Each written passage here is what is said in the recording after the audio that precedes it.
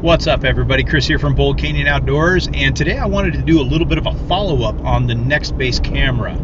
I'm currently running the Nextbase 522GW in the Jeep. I've been running it for, probably a solid year now, and enjoyed the heck out of it. I mean, we've taken it on-road, off-road, we've taken it on just about every trip we've gone on. You've seen footage on other videos on our YouTube channel. If you haven't, like and subscribe and check out our other videos. You'll really enjoy them. So we've been everywhere with this camera.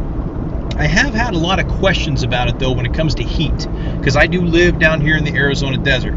So I wanted to put together a little follow-up video with some heat resistance tests. So I'm sort of torture testing myself, the Jeep, the camera, and everything. It's currently 109 degrees right now in the desert just outside of Phoenix here in Arizona, and I backed the Jeep out for a while in the 109 degree temperature to try and really heat it up inside. So I've got my trusty heat gun here, and if I point it down at the floor, because I figure the floor is going to be the coolest temperature, I'm kind of pointing it down towards the wheel well. Not necessarily, if this was my 68 Jeep, that floor panel would be hot as heck because the exhaust is running underneath it. But, this has got carpet and insulation and everything like that. So pointing it down inside the car, you're looking at, I hope you can see that's 129 degrees inside the Jeep right now. So hopefully that, and getting hotter. So right now it's 129 degrees in here. I'm starting to sweat. It's definitely hot. This is hotter than I would normally operate the Jeep. I mean, normally I would have air conditioning on. That was a loud Harley. I would have the air conditioning on to be comfortable in here, but this is more of a simulation for just in case. I mean, what if I'm out in the desert and I got the top off, it's 120 degrees out and we're cruising around without the air conditioning? I think that's highly unlikely. But what if I go to the grocery store and I leave the Jeep out for a half an hour, 45 minutes in the heat, and it gets up to 120, 130, 140 degrees, which it'll do really fast. I mean, I can tell you right now, I'm cruising down the road at 45 miles an hour, and just since I started driving, I feel like it's raised 10 degrees in here. So I'll keep taking temperature checks as we go because the sun is still beating down. Reads 110 degrees on my dashboard and 125 on the floorboard. We're in the footwell down there on the passenger side. So it's warming up in here. And that's what I'm trying to accomplish. I want to get it hot in here. I want people to understand what the capabilities of the Nextbase cameras are in the heat. Because there's going to be a failure point for everything. Now don't get me wrong. If this thing stops working or gets sketchy or does whatever because it's 120 something degrees in the car, I'm not going to hold it against Nextbase. I just want to know.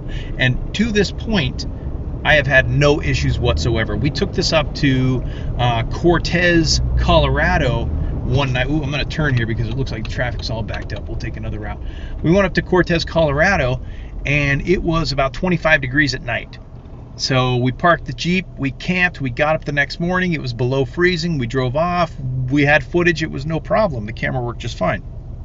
I live here in the desert. I get in, I jump in the Jeep, I drive it to work, I drive it off-road, and it can be, now it's 111 degrees outside, but like I said, usually I have the air conditioning on. So right now the camera has the sun beating down on it from the windshield, and I'm driving around with the fishbowl set up here with the windows up and the sun beating down, and it is currently,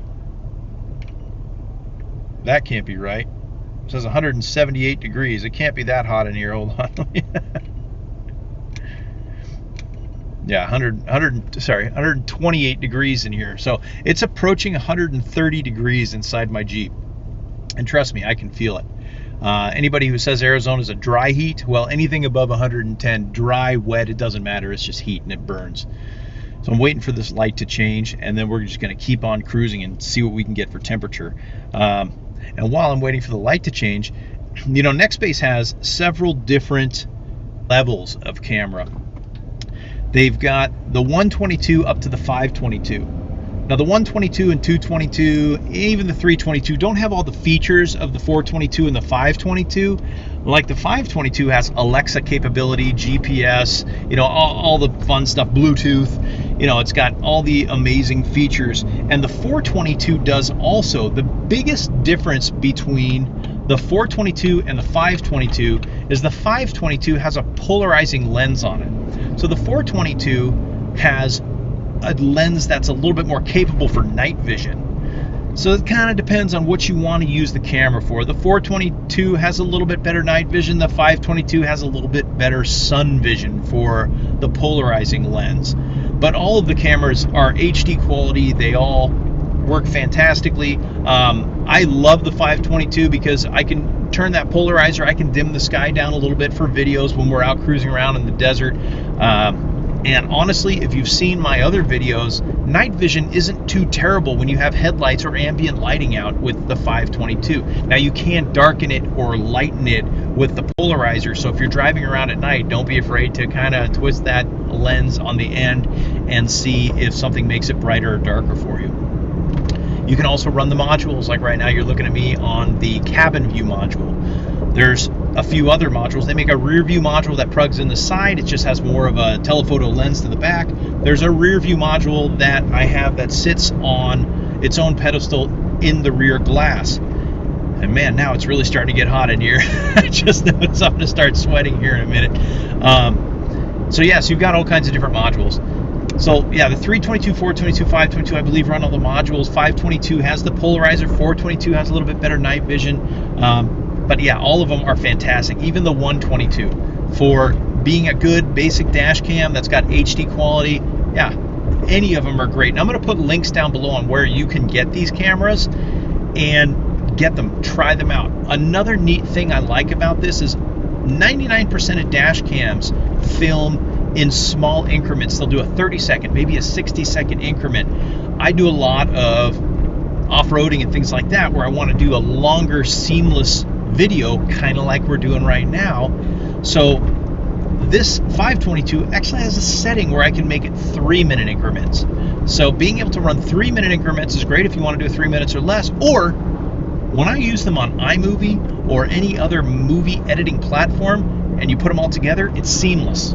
So I can make a longer video. Now, if you want to do just nothing but action videos and things like that, you can go out and you can get any other, crazy name brand digital camera, whatever, and it'll do a seamless half hour, 45 minutes before the battery dies or what have you for an action camera. But being able to have all of the features of the Nextbase camera, as with emergency features, with communications features, with Bluetooth features, things like that, with shock sensors on it, so if somebody messes with your car, it'll turn on. All these features are dash cam features. They're not action camera features. So that's why I really like the Nextbase series cameras, and this 522 is the one that I have. So I'm going to do a temperature check here because it is getting really super hot in here. Yeah, I mean, I'm at 147 degrees in here right now, and that's pointing it in the shade. When I point it directly at a sunny spot that's coming through the window over there, it got up to about 190. So the camera's actually, I'm driving away from, well, no, I'm not. The sun's pointing straight down right now. So it doesn't look like it's got a big sun glare on the camera, but still, we're approaching 150 degrees in here. If you're operating your vehicle at this temperature, there's something wrong with you. I'm sitting here starting to sweat. It's not an enjoyable experience at 147 degrees in my car, 111 degrees outside, but that's because I've got the windows up and everything is, kind of sealed up in here, and the sun can just beat down and microwave everything on the inside. But yeah, no, I really appreciate the questions and the comments on the cameras, especially everybody asking how it doesn't heat.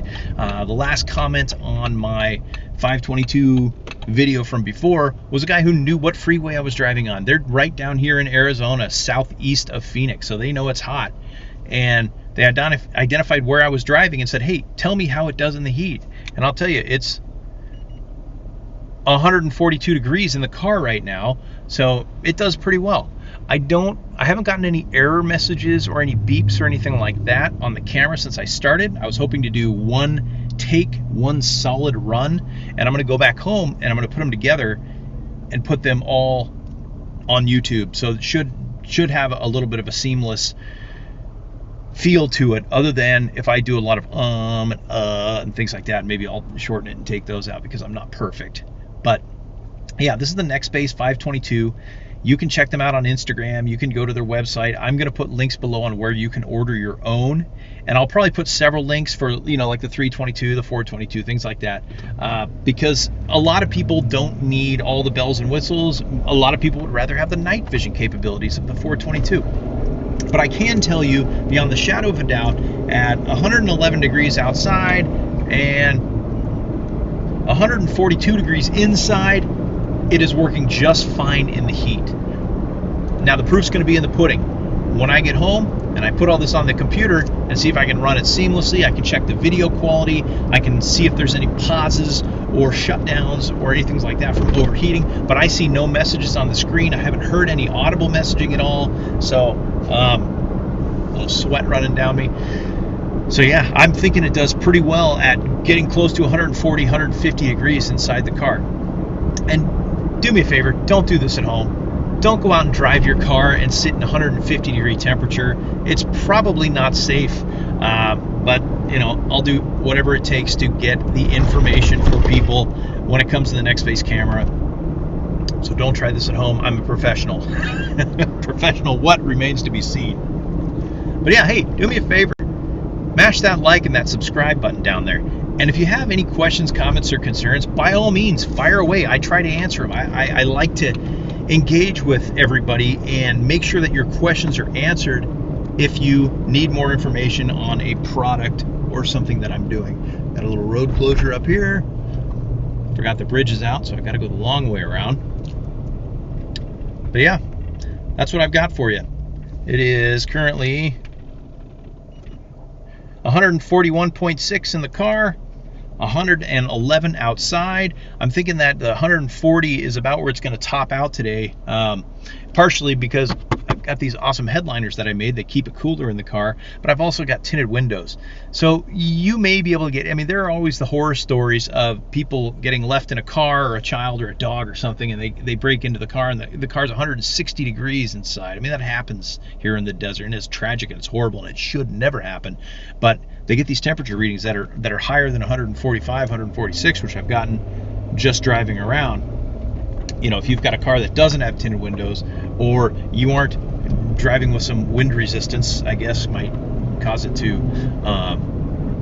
keep a little bit cooler in the car. But so you can get the temperature higher, and I'm sure there is a failure point. I'm sure if you went on Nextbase's website, they would probably tell you that there's a failure point. But right now, 168 is not that failure point. Man, it's warm in here. This is hotter than anybody should have to deal with. So what I'm going to do now is I'm going to turn the air conditioning on and bring this temperature down a little bit, and that's for me. That's not for the camera. I figure 150, 160 degrees is hot enough for the torture test on the camera. I don't need the torture anymore. So we are going to be turning on some air conditioning, and might take a little bit to cool down, but you know, hey, it's all in the name of science, right?